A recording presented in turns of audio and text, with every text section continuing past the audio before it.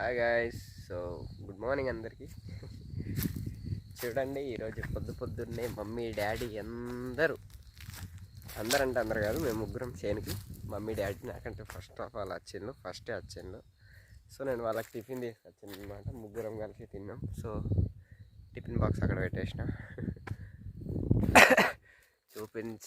చూపించాలి అంటే ఒకటి చూపెడదామంటున్నా, చూపెడతా.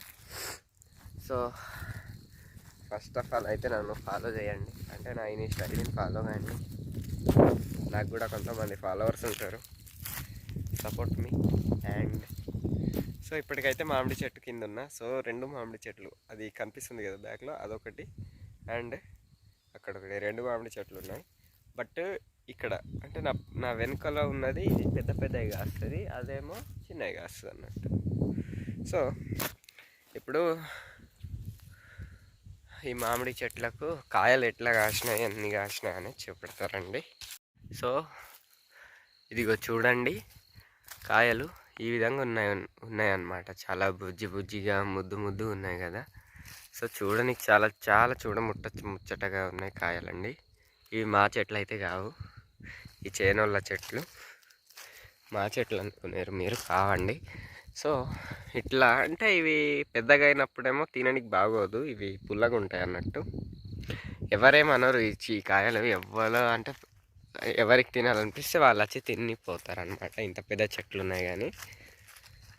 అండ్ చూడుకోండి, బాగున్నాయి కదా. కాయలు ఈ విధంగా కాస్తాయి అన్నమాట, మామిడికాయలు. మనందరికి తెలిసిన విషయం. ఉగాదికి పచ్చడి వేసుకొని మళ్ళీ అది చింత చాలా బాగుంటుందండి ఈ కాయలతో, పుల్లగా ఉన్న కాయలతో, పెద్ద పెద్ద కాయలతో. నేను ఇంకా ముందుకు రండి, నేను ఇంకా చూపెడతా. అక్కడ కొంచెం పెద్ద కాయలు ఉన్నాయండి. సో ఈ విధంగా ఉంటాయండి మామిడికాయలు అయితే. ఇప్పుడైతే చిన్నగా ఉన్నాయి. అండ్ ఇవి పండినప్పుడు చాలా టేస్ట్ ఉంటాయి. ఎంత టేస్ట్ ఉంటాయంటే మనకు రుచి వేరే లెవెల్లో రుచి ఉంటుంది. ఇవి కొంచెం పెద్దగా ఉన్నాయి కదా గైస్. సో చూడండి, బాగున్నాయి కదా. ఓకే, బాయ్ అందరికీ. Love you all.